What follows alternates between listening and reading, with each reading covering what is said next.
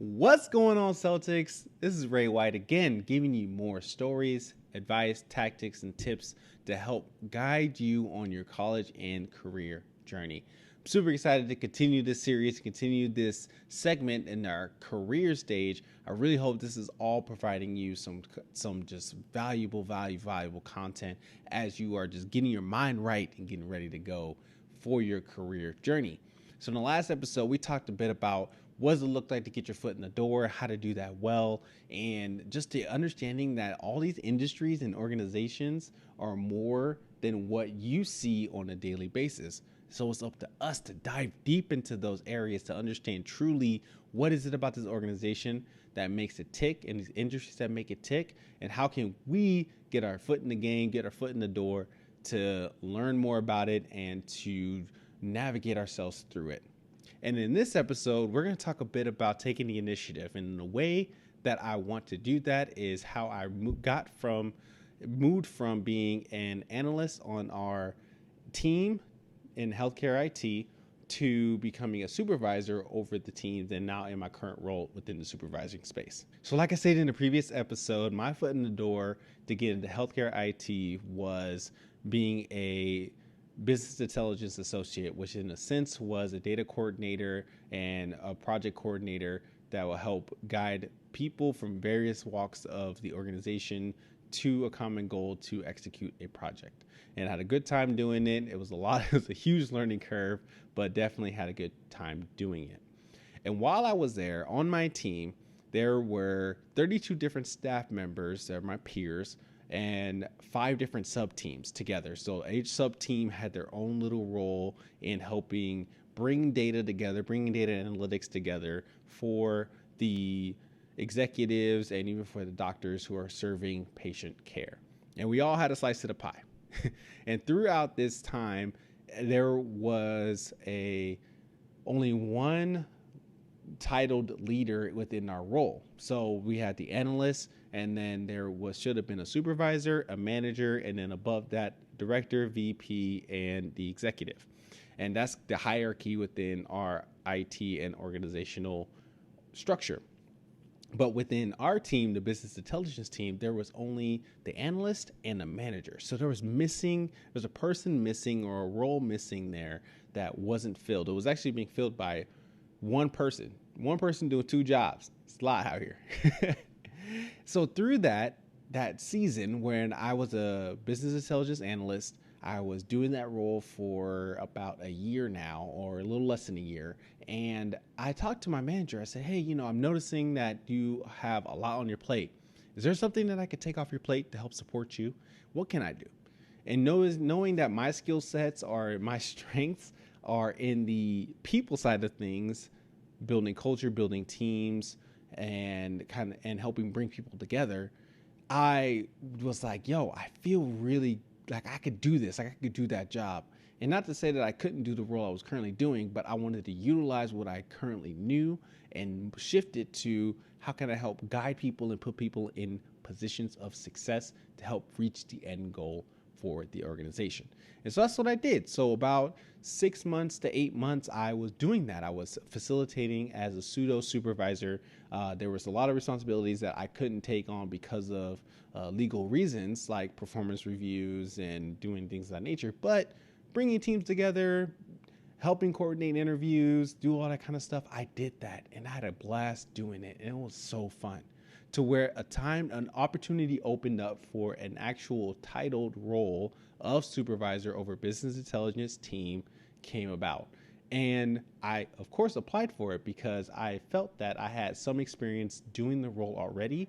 And yes, I had some fear and doubts in it because I'm like, oh man, like, can I really truly do this role? Even though I was doing it for a couple months already, or more than a couple months, I still applied, was grateful to receive it, and then utilize what I built upon, my knowledge I built upon being in that position to continue to accelerate the initiatives that I wanted to drive for the team.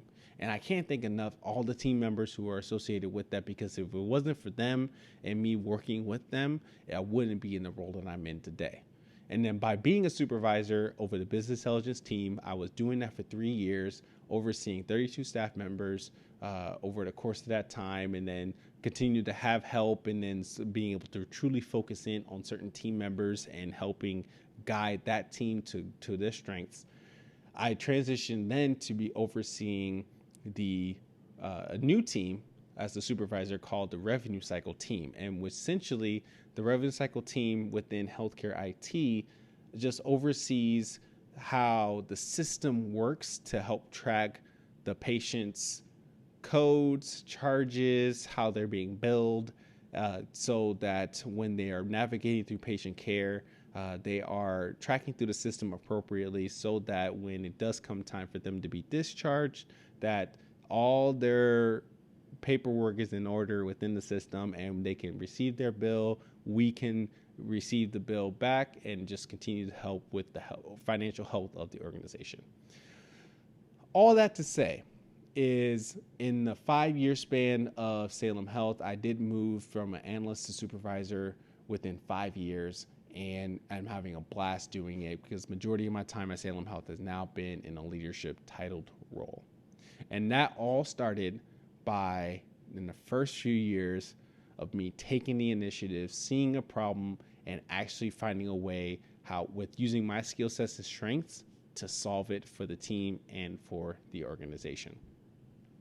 Now, that's the main point of this episode, is that you have the capabilities of taking the initiative to solve the problems all around you. And there's so much benefit to doing that because it provides a space for you to gain experience so much quicker. Like, the fact of the matter is, if you see a problem and you step into it, you have to work to figure it out. You have to work to see, okay, how can I solve this problem in a way that's going to drive success, or at least help move the needle in some way, fashion than where we originally started. And that you quickly learn how to navigate that space and how to navigate people within that space to be able to solve the problem in need. And the next thing it does, it demonstrates how committed you are to the cause, to the mission, to the organization. By you taking the initiative and seeing a problem and not waiting for somebody to solve the problem for you, it means that you have the capabilities of leadership, in a sense of wanting to see the organization work at its best. And that is something that shows commitment to the cause and to the organization and to the people that you're working with. So to just drive to make sure that all things are working smoothly, again, for the end goal. So I really want you to grasp the fact that taking the initiative is just only going to benefit you tremendously in your career, in your journey, in anything that you do. And it's something you could literally do right now. And some of y'all may already be doing it. You may already be taking the initiative towards solving the problems within your schools or within your homes or within your community. Keep doing that. The more that you do that now, the more that skill set will continue to develop in you, brings confidence and brings so much experience to when you get into new experiences, you'll be able to recall on your past or recall on today's context and be like, yo, I was able to take initiative here in this unknown and everything turned out fine. And at the very least, I learned so much about what was going on to where I can now do it better next time. So finding problems and taking the initiative is the best thing you can do right now, and something that you can really grasp onto right now. And I want to give you a couple steps of how to do that. So the first thing you got to do is simple, okay? You find the problem. You look around you, you find the problem. You look at, well, now you can still look around in your school. You may not be physically in your school at this particular moment, but you look around you and try to identify what is the biggest problem that your teachers are having, or that your school is having, or your classmates are having, and see what is it that is making it a problem. Really try to find the root cause of what the issue is at the matter, okay? And then the second thing, which is a good question, this is a question I want you to ask yourself. How would I solve this problem if I were in charge? And this is a game changer perspective, okay? Because this shows ownership in what you're responsible with. This shows ownership in what you are a part of. And if you are able to look into any problem that you see around you and not wait for somebody to solve the problem for you, but be able to say, okay, how can I solve this problem? Like, what can I do? If I was a person in charge, what could I do? That just changes the perspective to see what new possibilities there are, how you can be creative, and what confidence that can be building within you if you were the person in charge to take ownership of it. And now the third thing that you should do, which is flipping the script, go solve it. Get your friends, get the people around you, folks who you conspire with, folks who you connect with on a regular basis, and just solve that problem. Because again, you don't have to wait for somebody to solve the problem for you, especially if it's something that your leaders or your people that above you recognize and is just unable to get to. If you take the initiative and take that step forward and help be part of the solution, that just shows, again, you gain experience and it shows commitment. And people will be able to trust you more and more and give you more responsibilities because you are showing that you want to solve this problem. You want to see success in this space. And it's not about you. It's about the people that you're serving and the people that you're wanting to see succeed as well. So find the problems, ask yourself, how would you solve it? Grab some friends and go solve it. Like, that is the best way to practice today some of the trials that you may experience in your career. And honestly, you're going to, in every step, you're going to see this all around you, regardless of where you are at on your journey. You're going to see problems. Why not take the initiative and solve them? And again, not solve them by yourself, but solve them together. Teamwork makes the dream work, y'all. Teamwork makes the dream work. So your call to action that I want to give to you in this episode is just to start today. Start today in thinking like an owner, find the problems around you, and then work to create a strategy to help solve that problem. Use your friends, use your colleagues, use the people around you to say, what does it look like for us to solve this problem together?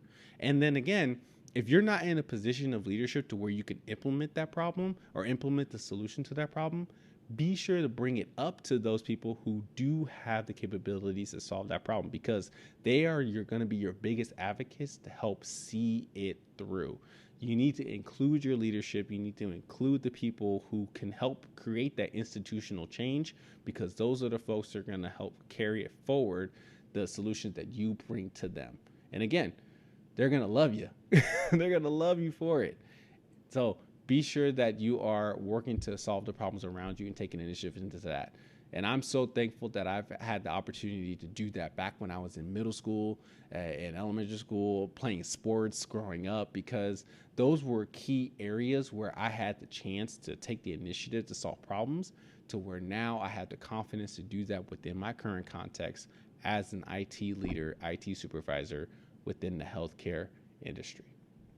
So my final thought to you is to get comfortable with the unknown and delayed gratification. So 2 thoughts, I guess. Get comfortable with the unknown. If you step into the figuring out, taking the initiative, solving a problem, you're going to step into the unknown because there's a problem for a reason. Nobody has solved it. Nobody has figured it out.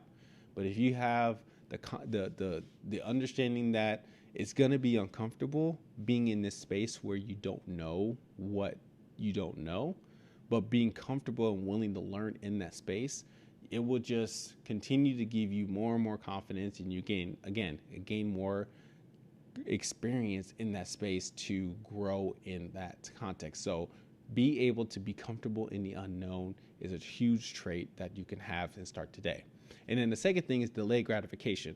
Now, one of the things that we have to understand in this culture that we currently live in is that things happen in an instant. And it's fun. It's nice when you're able to say, hey, I want this, and you can get it right now. But when you think about problem solving, when you think about moving up in the world in your organization on your role, or trying to speed yourself through a particular journey, you may not receive the gratification as quickly as you thought.